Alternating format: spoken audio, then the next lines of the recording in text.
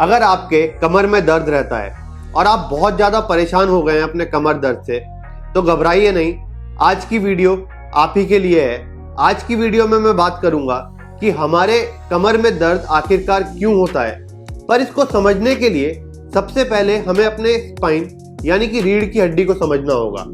और आज साथ ही में मैं आपको वो एक्सरसाइज बताऊंगा जिनको करके आप गारंटीड कमर दर्द से आराम पा सकते हैं।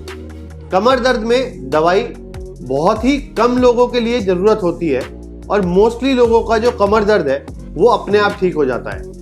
पर उसके लिए ये समझना ज़रूरी है कि कौन से कमर दर्द के लिए क्या करना है। तो आज की वीडियो में यही जानेंगे कि कमर दर्द कैसे होता है, कितनी तरीके का होता है, कब कमर दर्द में डॉक्टर के पास जाना चाहिए और क्या कमर दर्द, कौन से टाइप का कमर दर्द अपने आप एक्सरसाइज करके ठीक हो सकता है। मेरा नाम डॉक्टर सामर्थ्य गुप्ता है और मैं एक ऑर्थोपेडिक सर्जन हूँ। तो सबसे पहले कमर दर्द को समझने के लिए हमें अपने स्पाइन को समझना बहुत ज़रूरी है और इसको मैं थोड़ा एक्सरे के माध्यम से और थोड़ा इस मॉडल के माध्यम से इंटरेस्टिंग रखते हुए और शॉर्ट रखते हुए, जिससे आप सब लोग आराम से समझ पाएँ, समझाने की कोशिश करता हूँ। तो हमारा जो स्पाइन होता है या जिसे हम बैकबोन कहते हैं, वो 33 छोटे छोटे बोन्स से मिलकर बना है जिन्हें हम वर्टिब्रा बोलते हैं। जैसे ये छोटे छोटे बोन्स और ये अलग अलग एरिया में अलग अलग रहते हैं, सर्वाइकल, थोरैसिक, लंबर, सैक्रम और कॉक्सिजियल। और इन जो वर्टिब्रा होती हैं इनके बीच में रहती है डिस्क। ये दो वर्टिब्रा के बीच में एक स्ट्रक्चर रहता है जिसे डिस्क कहते हैं और डिस्क के भी दो हिस्से रहते हैं। एक न्यूक्लियस जो एक जेली लाइक रहता है और उसके बाहर एक टायर जो इस जेली को अंदर पकड़ के रखता है, उसको बोलते हैं एनुलस।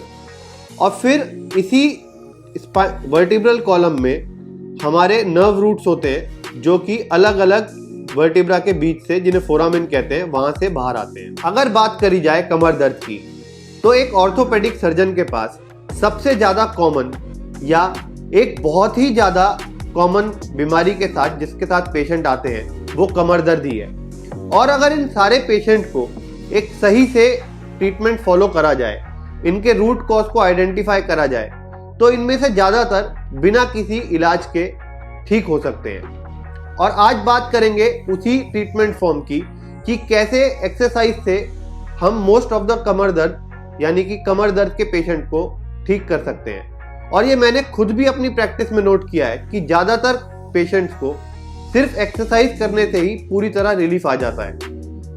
हाँ, इनिशियली स्टार्टिंग में जब बहुत ज़्यादा दर्द हो तो थोड़ा बहुत दवाई ले सकते हैं, पर एक्सरसाइज का भी अपना एक बहुत ही बड़ा रोल है कमर दर्द में। पर इसको समझना ये जरूरी है कि कमर दर्द कई सारी वजह से हो सकता है। जैसे इंजरी, किसी को चोट लग जाए उसके बाद कमर दर्द शुरू हो जाए। इन्फेक्शन जैसे टीबी का इन्फेक्शन हो जाए कमर में, उसके बाद दर्द शुरू हो जाए। ट्यूमर जैसे कैंसर हो जाए, उसके बाद कमर का दर्द शुरू हो जाए। पर इन सब की बात तो आज नहीं करेंगे। हम बात करेंगे आज मोस्ट कॉमन फॉर्म यानी कि कमर दर्द के मोस्ट कॉमन रीजन की, जो है मस्कुलोजेनिक या फिर मस्कुलर बैक पेन। ये मोस्ट लोगों में, स्पेशली यंग लोगों में जो कमर दर्द देखने को मिलता है वो मस्कुलर बैक पेन ही होता है। और भी बहुत सारे रीजन हैं जैसे lumbar canal stenosis, discogenic back pain या डिस्क की वजह से बैक पेन। इन सब को अगली वीडियो में बात करेंगे, पर ये वीडियो भी जरूर देखिए। अगर डिस्क की प्रॉब्लम है तो अगली वीडियो में मैं आपको बताऊंगा कि कैसे डिस्क की प्रॉब्लम का पेशेंट भी एक्सरसाइज से आराम पा सकता है और उसे कौन सी एक्सरसाइजेस करनी चाहिए। पर स्पेसिफिकली आज की वीडियो में हम मस्कुलर बैक पेन की ही बात करेंगे। तो बात करते हैं मस्कुलोजेनिक बैक पेन के बारे में।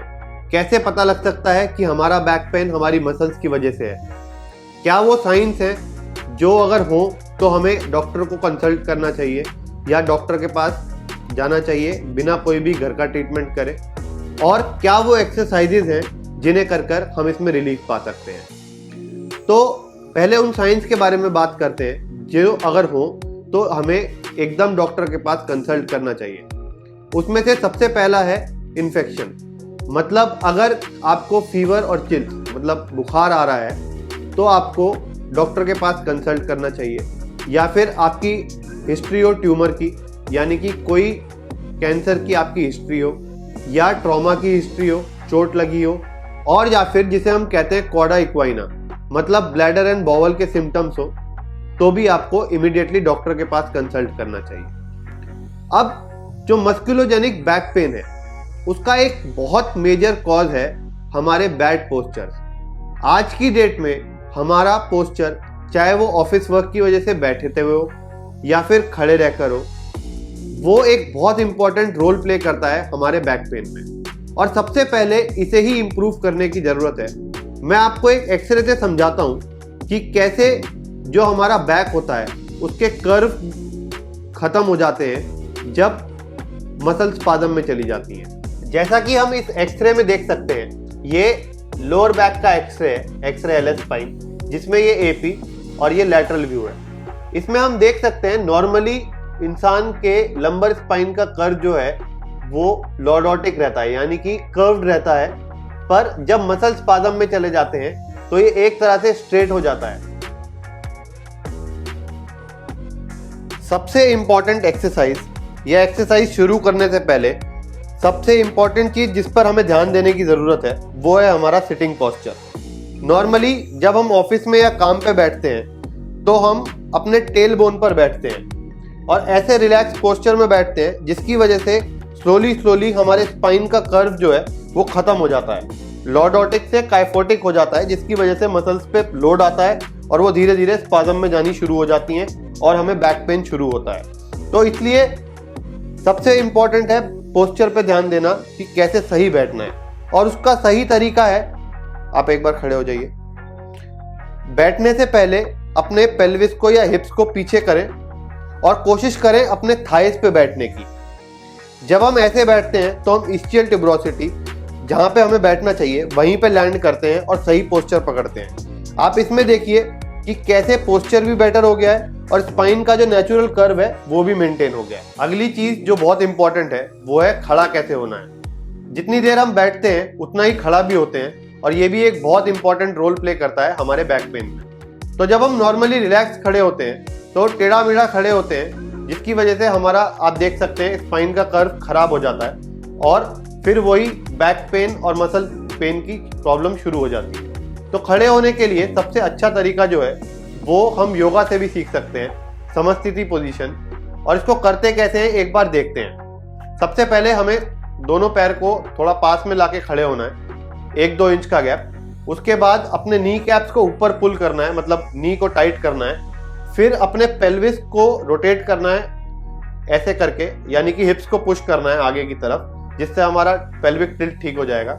और उसके बाद चेस्ट ऊपर लेनी है और शोल्डर्स पीछे की तरफ रोल बैक करके खड़े होना है। तो जब ऐसे मैं खड़ा हूं तो आप देख सकते हैं कि मेरा नेचुरल स्पाइन का कर्व मेंटेन हो गया है और मसल्स रिलैक्स होने शुरू हो जाएंगे।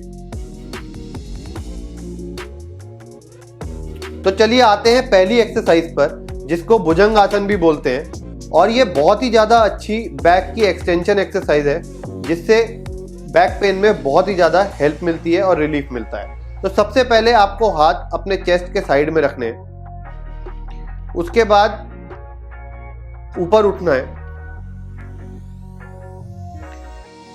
हाथ पूरे सीधे कर सके तो बहुत अच्छा है, वरना हम एल्बोज को बेंड करके इतना भी ऊपर उठ सकते हैं। ऐसे रखो, ये वाला भी सिर्फ इतना। जैसा कि आप देख सकते हैं ये हाफ पोज हुआ, लेकिन इसमें भी बैक एक्सटेंशन अच्छा मिलता है।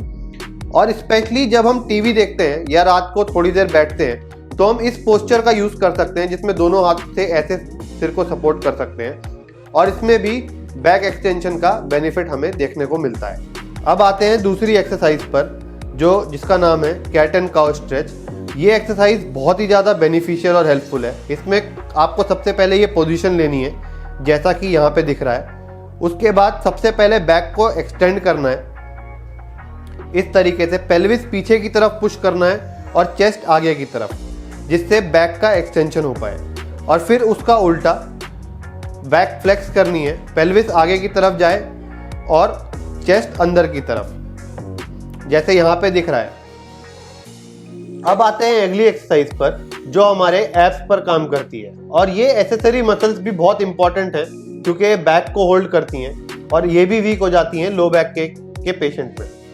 तो इसके लिए सबसे पहले एक पैर उठाना है और 10 तक गिनना है,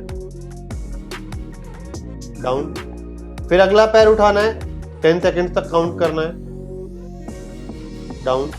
उसके बाद दोनों पैर उठाने हैं और 10 सेकंड तक गिनना है, डाउन। ये सेम रिपीटिशन आप 10 से 15 बार कर सकते हैं और धीरे धीरे बढ़ा सकते हैं। तो चलिए अब आते हैं अगली एक्सरसाइज पर, स्पाइनल ट्विस्ट पर। इसके लिए आपको ऐसे सीधा लेटना है, दोनों हाथ 90 डिग्री पर बाहर लेने हैं, ऐसे। उसके बाद अपने नीज बेंड करने हैं, प्रीफरेबली 90 डिग्री तक। उसके बाद आपको एक साइड टर्न करना है ऐसे, और नेक को अपोजिट डायरेक्शन में टर्न करना है। आप एक हाथ का सपोर्ट भी ले सकते हैं और नी को प्रेस कर सकते हैं और नीचे पूरा स्ट्रेच फील करिए। और ध्यान रखना है कि दूसरा शोल्डर ऊपर ना उठे, कोई भी शोल्डर ऊपर नहीं उठेगा, स्टेबल रहेगा। इसी तरह अगली दूसरी साइड पर रिपीट करना है।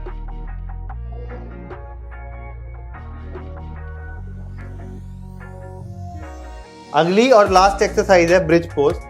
इसको करने के लिए आपको ऐसे पोजीशन लेनी है, उसके बाद अपने पेल्विस को ऊपर की तरफ पुश करना है और ये पोजीशन लेनी है। 5 सेकंड तक होल्ड करना है, उसके बाद नीचे आना है और सेम 10 रेपिटेशन से शुरू करना है। तो आज की वीडियो में हमने देखा कि कैसे बैक पेन को ठीक करा जा सकता है, कौन सी एक्सरसाइजेज यूज करी जा सकती हैं, कब डॉक्टर के पास जाना चाहिए। मुझे उम्मीद है ये एक्सरसाइजेज आपको जरूर रिलीफ देंगी। तो आज की वीडियो अच्छी लगी हो तो लाइक जरूर करना, चैनल को सब्सक्राइब करके जाना। अगली वीडियो में बात करेंगे कि अगर किसी को डिस्क प्रॉब्लम है तो वो कैसे आइडेंटिफाई करा जा सकता है और क्या एक्सरसाइजेज करनी चाहिए उस पेशेंट को जिसको डिस्क की प्रॉब्लम है। तो अगली वीडियो जरूर देखिए, मिलते हैं अगली वीडियो में।